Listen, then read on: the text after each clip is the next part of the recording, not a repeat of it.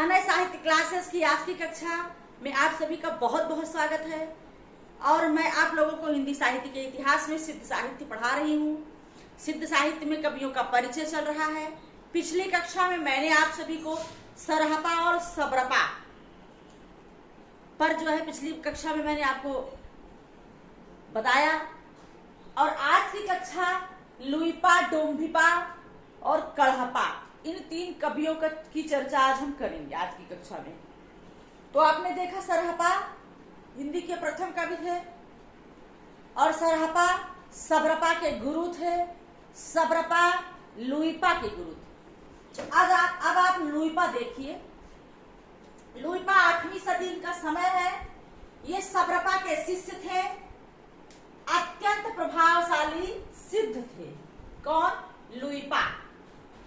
उड़ीसा बंगाल के शासक व मंत्री इनके शिष्य बन गए थे। किसके?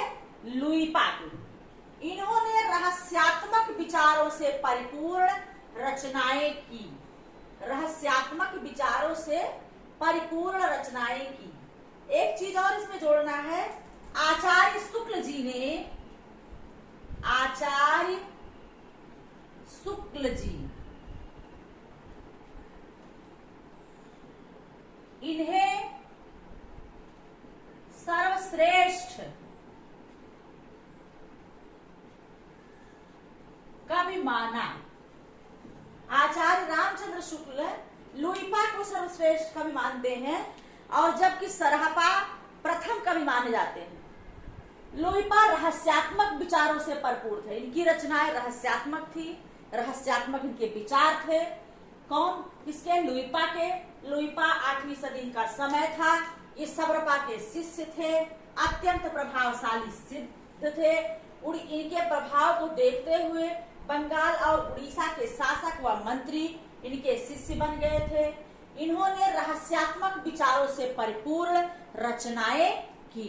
तो रहस्यात्मक पूछा गया सिद्धों में तो लुइपा थे। आचार्य शुक्ल ने इन्हें सर्वश्रेष्ठ माना कवि। ठीक है, ये लुइपा थे।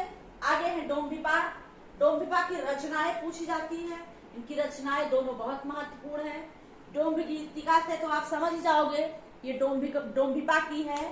इन्होंने चर्या दी, योगचर्या, अक्षर दुकोपदेश, योगचर्या और अक्षर दुकोपदेश, ये डोम्भिपा की रचना है।